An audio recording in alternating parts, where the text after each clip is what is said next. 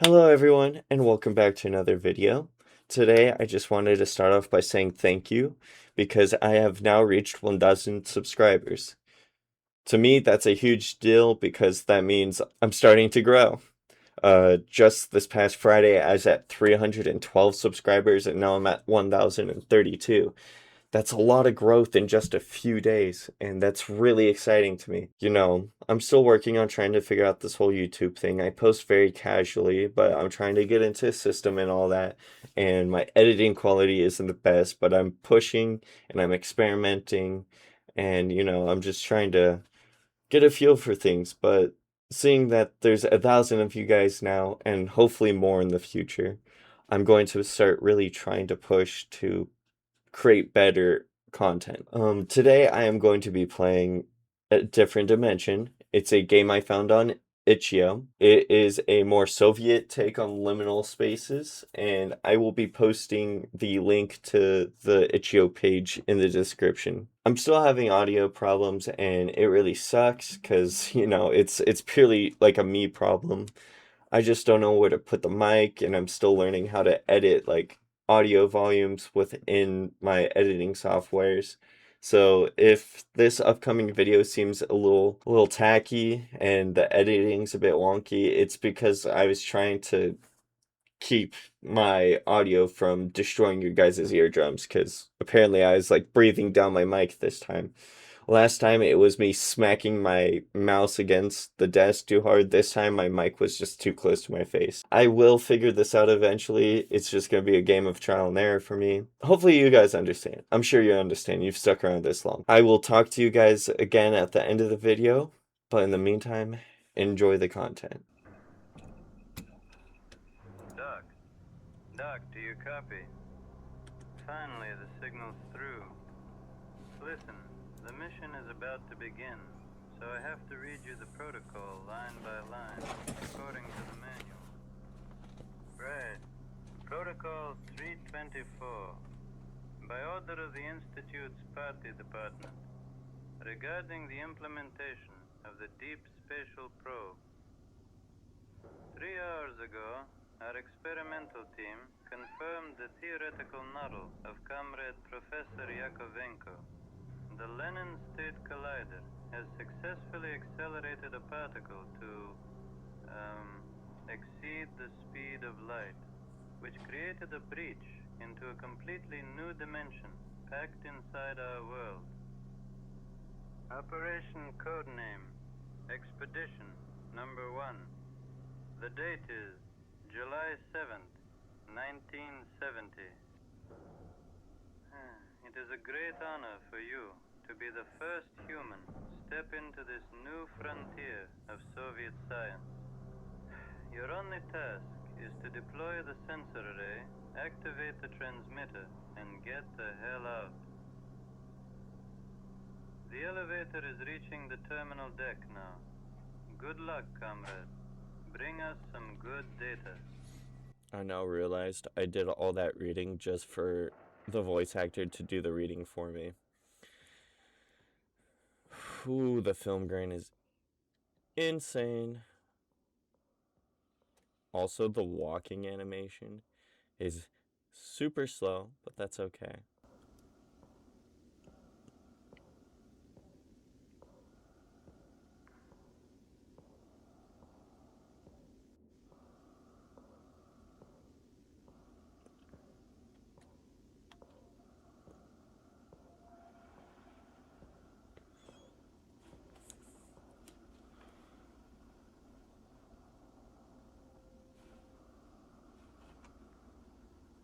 See, the film grain is... The column, or whatever it is, will be a suitable place for a transmitter.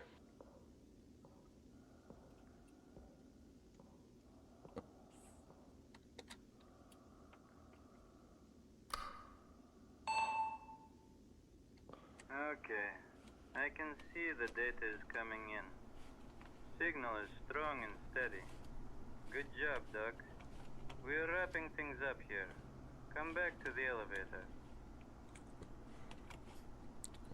While I do like the film grain... Oh, there's no settings. Okay. While I do like the film grain, I feel like it kind of takes away a little bit from the scenery itself, mainly because I can count all the pixels on the screen right now, and it's it's it's fascinating.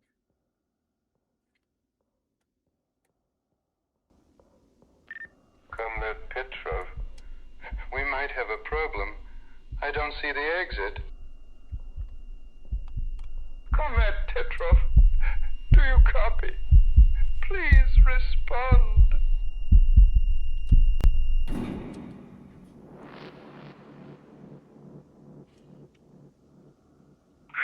Where the hell am I?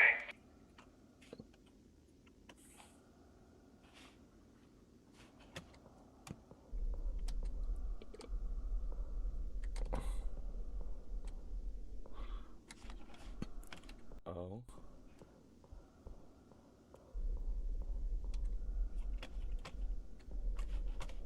Interesting. Okay. I like the labyrinthian feel of this game. You know, this dimension kind of reminds me of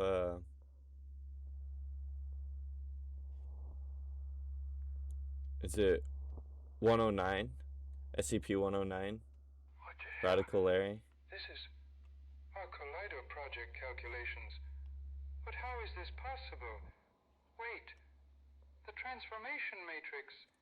It's completely different. Why would it depend on time if...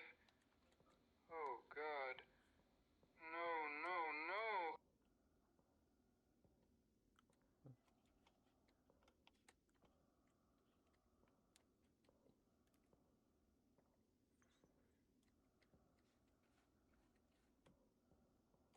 Okay.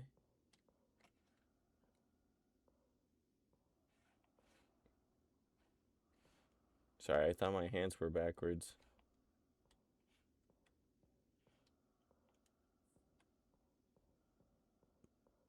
Yeah, this kind of reminds me of like 109's pocket dimension. If I'm even remembering, is it 109? Dude, I'm probably embarrassing myself so bad right now. Sorry guys. I don't remember the lore.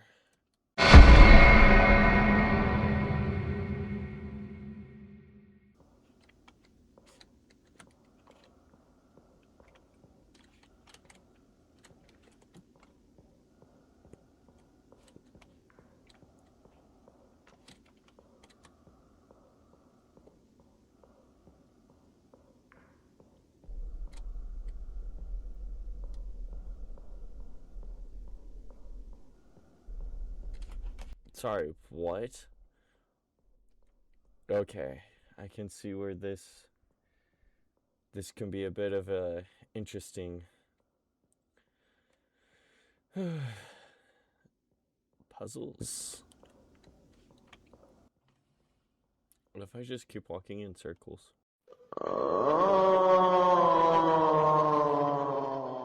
Nothing? Okay.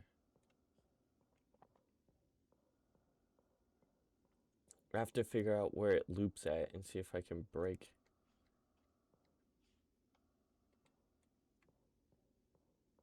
the loop. Jesus Christ. What the fuck was that? Me too, dude. Me too. Oh my god, I was not ready for that.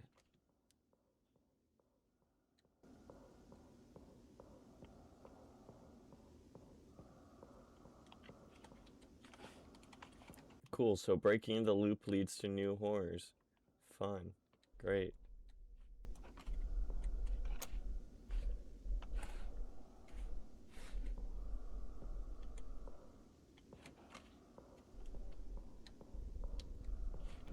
Okay, so there's one there.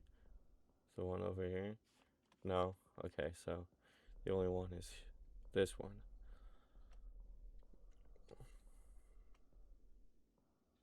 It's like despite how pixelated the screen is and how hard it is to see, I can tell just how grimy this environment is, which is pretty impressive because, you know, details are really like obscured with the constantly moving film grain. But I can still tell that this place is gross and dirty. How in the name of God? An established base camp? Look at those crates. Ooh. December 11th, 1985. We're in the future now. Exactly 4 hours ago, we successfully breached the anomaly. Spatial deviation from the primary target coordinates was roughly 10 seconds, well within expected margins. We have located a sector with a Yakovenko coefficient of approximately 0.862, which makes it stable enough to hold a camp. Expedition morale is exceptionally high. Only the chief remains grim. He has been staring into that sealed KGB folder since morning. Perhaps he simply skipped sleep. Chernenko, on the other hand, is practically ecstatic today. I've never seen the bastard so enthusiastic. No matter. We are standing at the absolute vanguard of Soviet science. Our breakthroughs here will permanently cement the party's dominance over the decaying West. Senior Field Engineer Stepanov VI. 1985? Is this some kind of sick joke? Wait. Those equations I saw on the walls earlier. If the variables were... Yes. God. It actually explains this. But it also means... I'm fucked.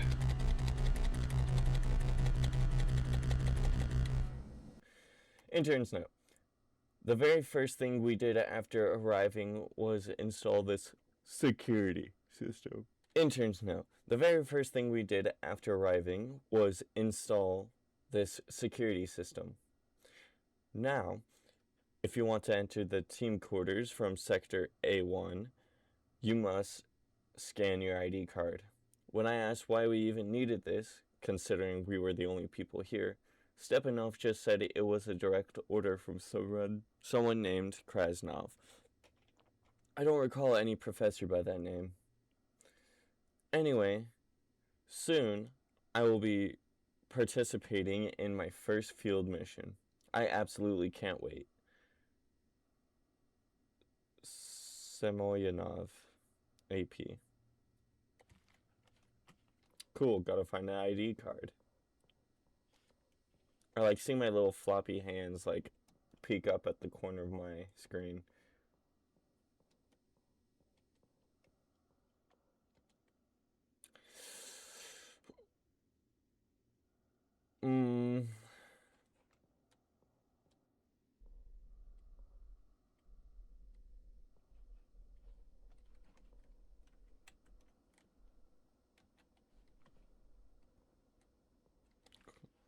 Professor Alexandrov's note. Initially, we were told that we were the first, the vanguard of science, doing great work for the sake of the party. But right before we moved out, Colonel Krasnov from the KGB handed me a folder stamped top secret. He didn't say a word, just winked and laughed. MFer. Turns out our expedition is the second one, and the first investigator, well, he went missing, some physicist back in the 70s. The document states that after approximately 2 minutes, he panicked, screaming that he couldn't find the exit, then the transmission cut out. They never heard from him again. I understand that our theory has advanced since then. Yakovenko did brilliant theoretical work, and we now know that the spatial topology of this place is far more complex than we initially anticipated. But I feel deeply uneasy. Chernenko told me he suspects that space isn't the only variable here. If he is right, we might be completely effed. As the chief, I am supposed to keep morale high, but ...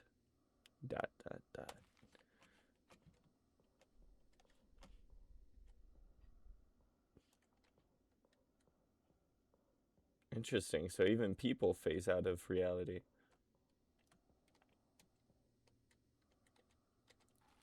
ID card. Chernenko's note 1. Today is approximately December 25th, 1985. I fully anticipated that our watches would fail here, so I keep track of time using alternative methods. A few days ago, the intern went scouting in Sector A1, right next to the camp. He returned, but, well, it would have been better if he hadn't. Now he just stares at the wall, occasionally screaming. I'm not entirely sure what he stumbled upon out there. The team's morale is practically non-existent at this point. They're all whispering about this place being hell, purgatory, or some kind of American trap. Every single one of their theories is absolute bullshit. While the fundamental nature of this anomaly remains unknown to me, I'm convinced that Yakovenko's calculations contain a fatal flaw, specifically in his transformation matrix.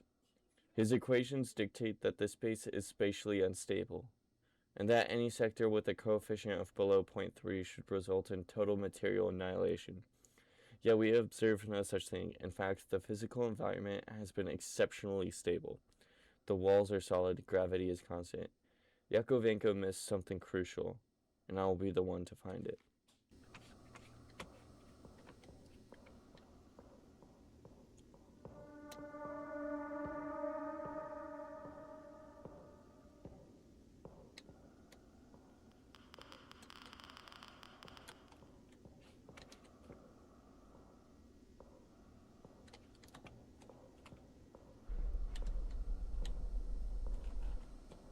Is there no change?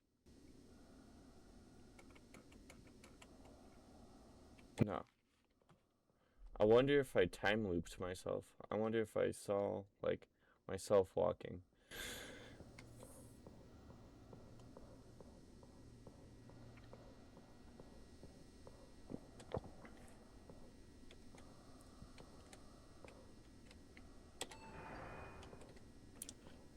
Cool. The crew's quarters.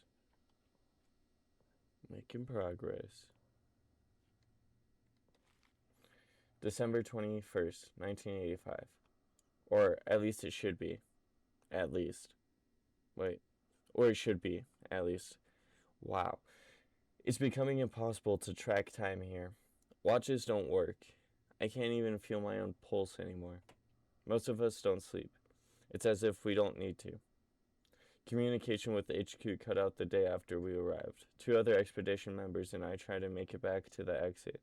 We walked for what felt like days, only to find ourselves walking right back into the camp. The chief is broken. He doesn't leave the corner he calls his office. The guys from the field team mentioned they saw someone in an older model hazmat suit in that eerie room with the holes in the wall that react to being watched. I'm so tired. The only one who is still able to function is Associate Professor Chernenko.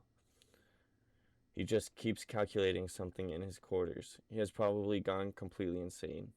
Senior Field Engineer Stepanov VI. The room with the holes that react to being watched. Fascinating.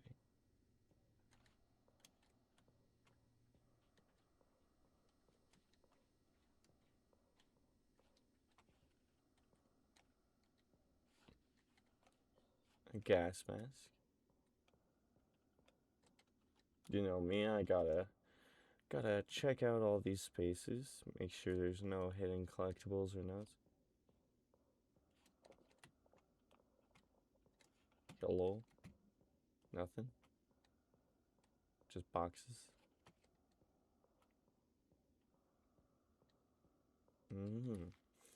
January 15th, 1986. We decided to make a last attempt. When we left the camp, it was January 13th. According to Chernenko, our whole team, except him and Alexandrov, we walked and walked and walked. I could have sworn we had been walking for at least several months when we saw it, in the middle of the darkness, the exit. An elevator similar to the one we used to get here, but older maybe. It is difficult to describe how happy we were to see it. We entered the elevator and it started moving up, and when I felt like reality itself was dissolving, a loud bang, complete darkness, and the next thing I see is the ceiling of our camp. It was a dream, or rather a nightmare.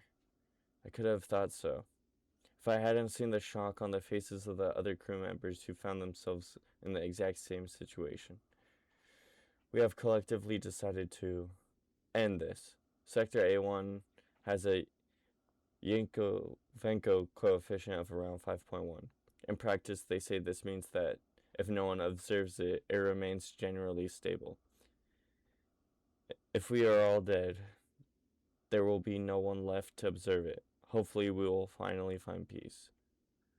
Chernenko refused the idea, but promised to avoid Sector A1 to prevent further observation side effects. Alexandrov is part of this place now. Stepanov. Oh, cool.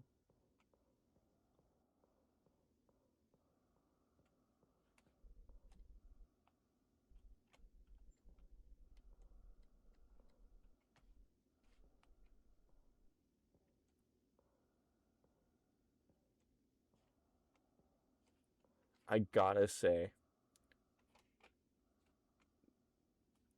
the story's pretty bizarre. The environment's so trippy. Oh. Oh dear. What have I done to myself? I always gotta be like, oh wow, so trippy, and then it turns into a horror fest. That didn't scare me. It didn't. It scared you. It didn't scare me. It scared you. I'm unscarable.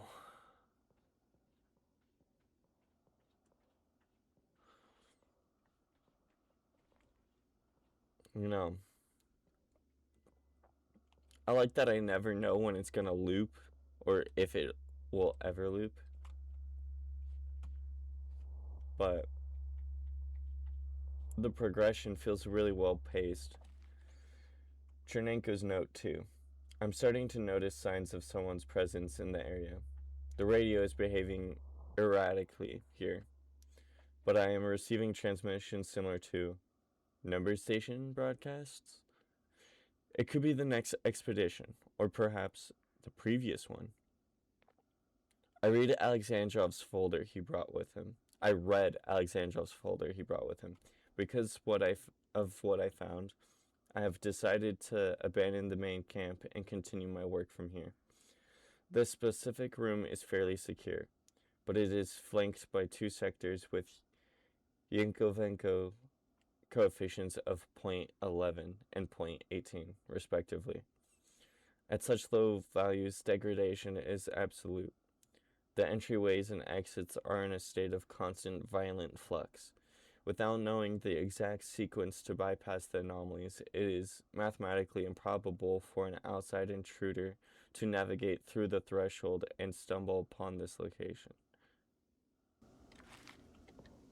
I can't remove the planks without a proper tool.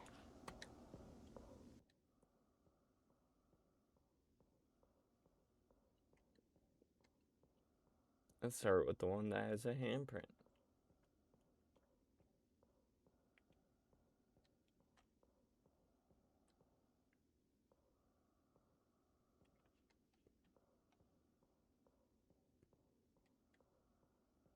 Interesting. Another handprint. So we go down the middle one.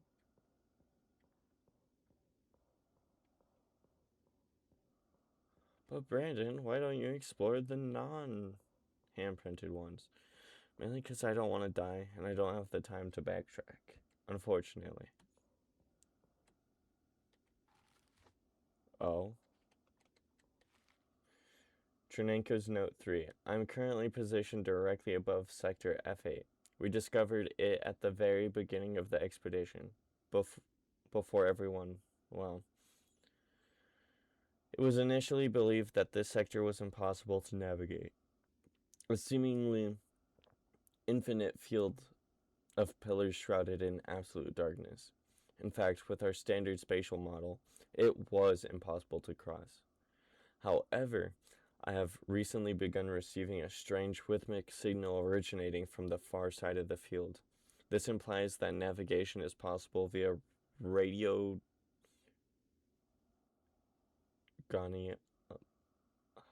direction finder. I have also deployed a local radio transmitter at my current position to ensure safe route back. On the display, the red tracker indicates the foreign signal. The yellow tracker marks my own transmitter.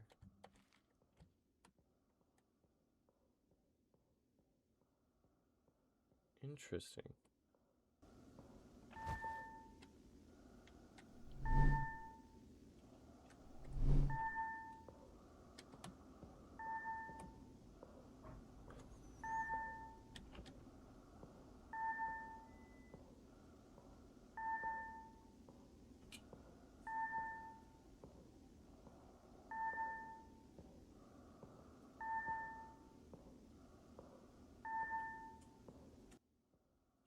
I'm just waiting for that beeping to speed up and something run towards me. I'm waiting. I know it's coming. The silence, the almost impossibly, difficult to see, or super words.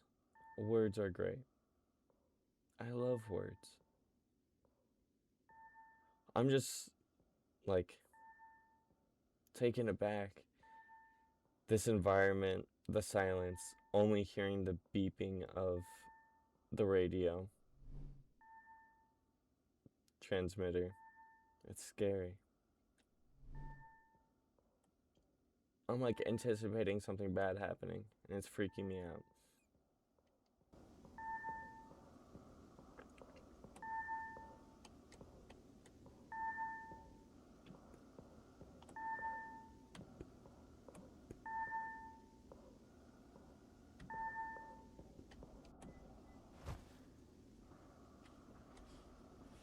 Whoa, the scenery changed.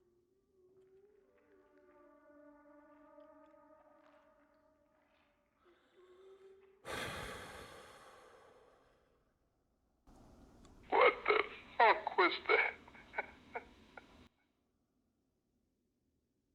Yeah, you could say that again. Wow.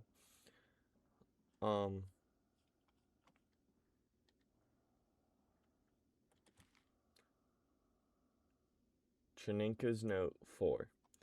Leaving the camp and changing my location was the right move. Following the radio signal, I found them. The new expedition? More like a pack of illiterate murderers who think an AK-47 is the universal solution to all problems. They speak our language, yet they don't seem to share even a fraction of our scientific or engineering culture. How did they get here? Who in their right mind would approve this? Anyway, I don't think they will be of any use. You're killing people now.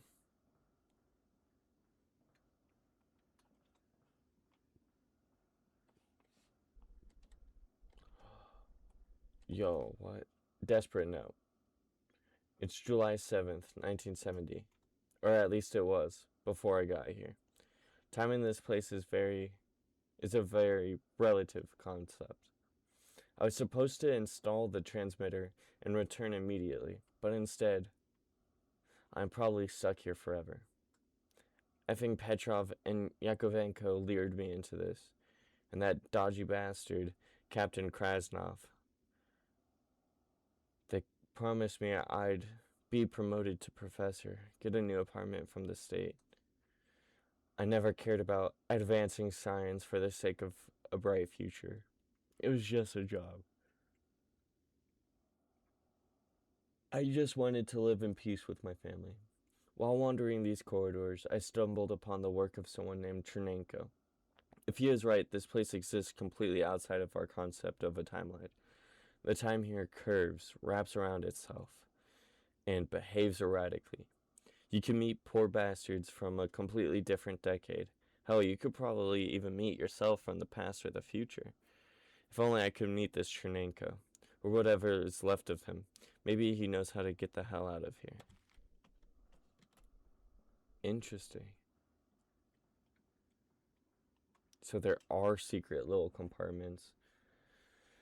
Oh boy, I should have been checking every little corridor I got.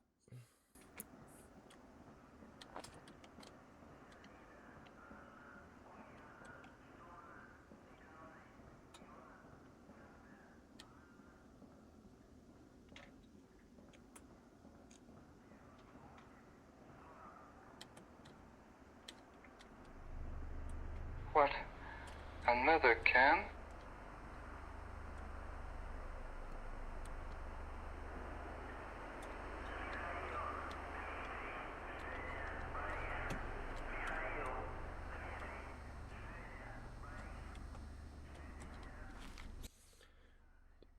September 29th, 1997. This is a total catastrophe. I don't even know where to begin.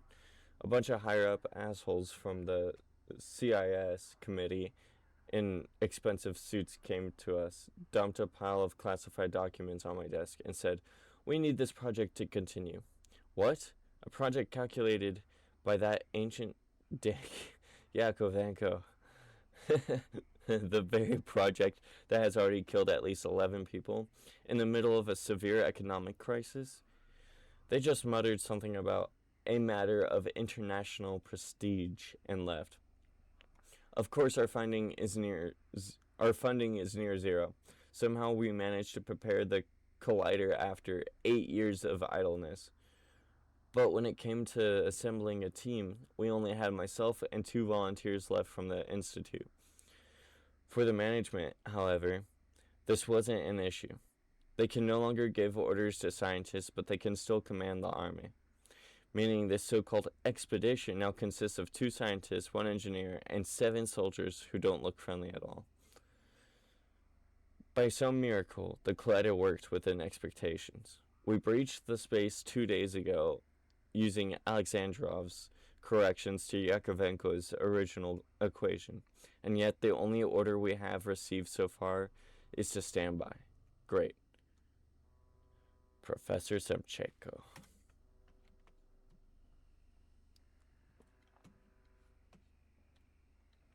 A crowbar? Bro, am I about to Gary mod all this? No.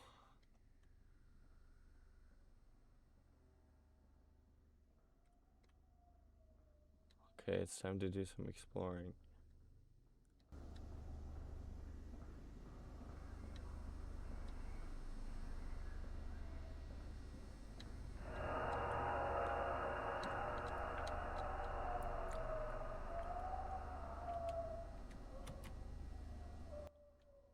Oh boy. That's... What did I stumble across? Oh, there's more. This is literal hell. Bloodstained scrap. It's not punishment. Strelkov is blind. He doesn't understand. It's not a punishment. It's a womb. The walls, they don't just bleed, they breathe. They talk to me in Seryoga's voice. Seryoga didn't die when he was stabbed. He just stopped being separate. He became everything. I can feel it under my fingernails. It's growing inside my skin. Why leave? The world outside is cold and dead. Moscow is dead. Everything is dead. But here it's warm. It's so warm. I don't want to go back to the barracks. Let me stay. Let me stay. Let me stay. let me.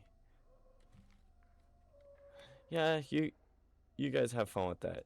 You can stay. I'm gonna go.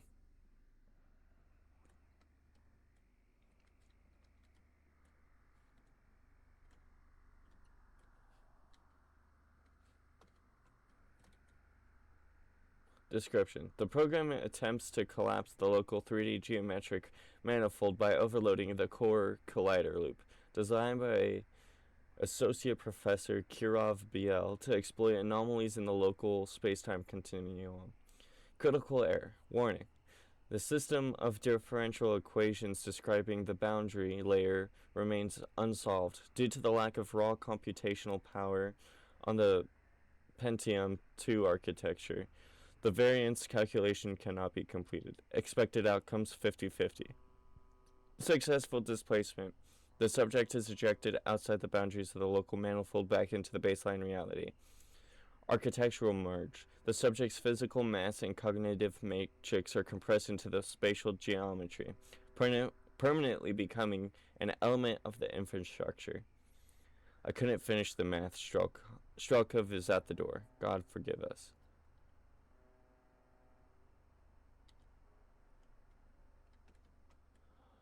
I think I need to keep exploring for the sake of transparency.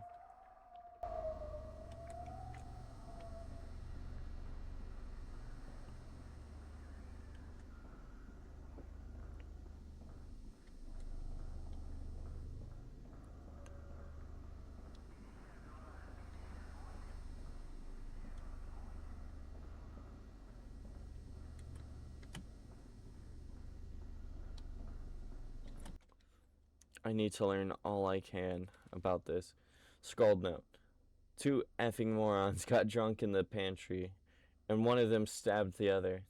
The MFer kicked the bucket right there. And now, his body has somehow merged with the pantry itself. The walls are literally bleeding. Some kind of gross pulsating flesh has started growing all over them. The worst part is that this pantry is the only corridor that connects our computer lab with the rest of the base. How the hell am I supposed to work on my program to get us out of here in this kind of environment? I complained to Strelkov, but he just smirked and said that this problem might be turned into an opportunity, and that I should mind my own business. What the hell does he mean by that? Who knows? Associate Professor Kirov.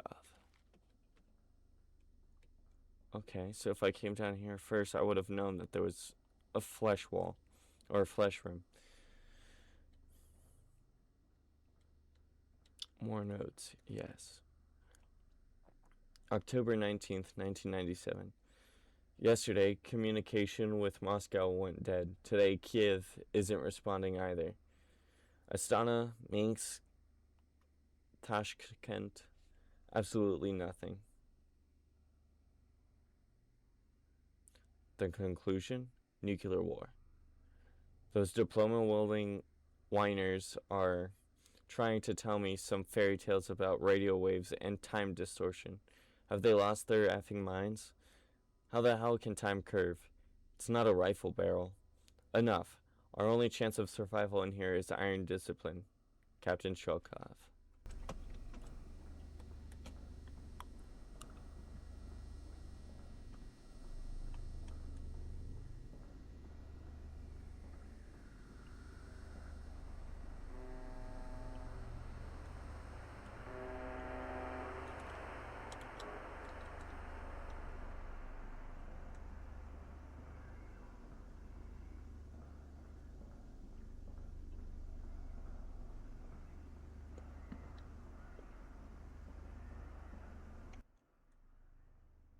I'm going back to the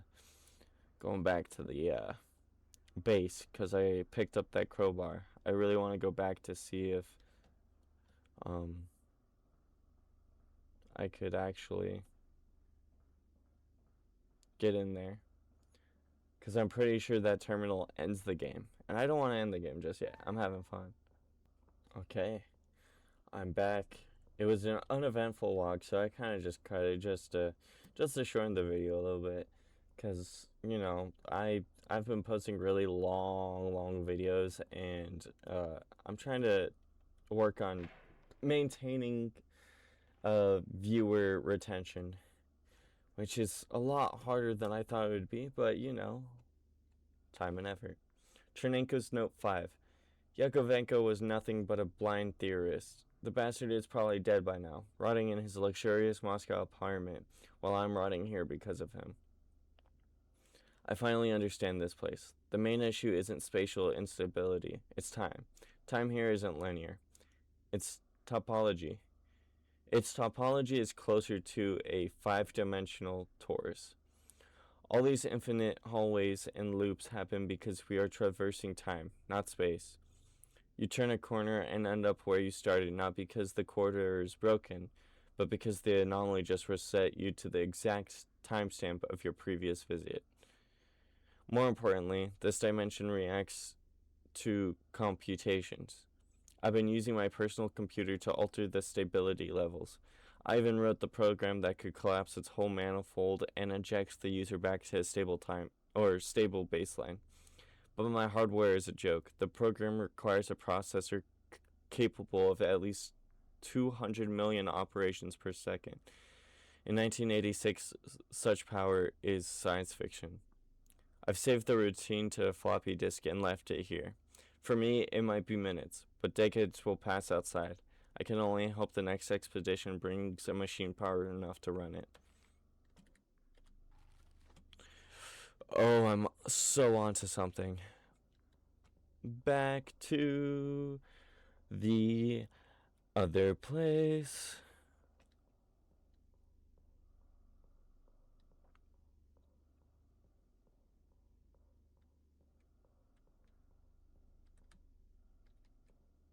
I had our first step down another hallway. At least I think I did, and I didn't want to. Now we're here. Not looking back.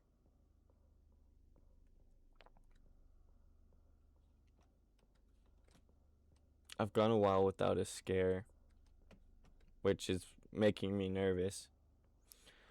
Back through the red corridor. I'm so paranoid. I'm so paranoid. I'm so paranoid.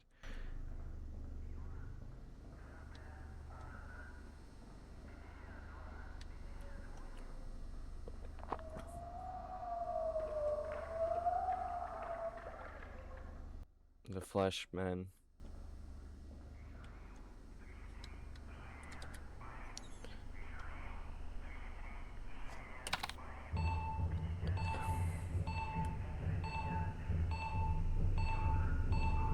I ran Chernenko's tape.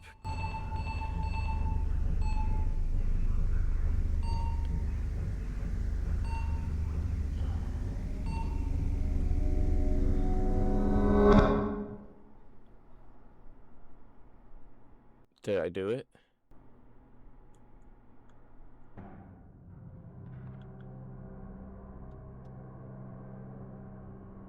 Doug. Doug, do you copy? Finally, the signal's through. Listen, the mission is about to begin, so I have to read you the protocol line by line, according to the manual. Right? Protocol 324. By order of the Institutes... Wait, hold on.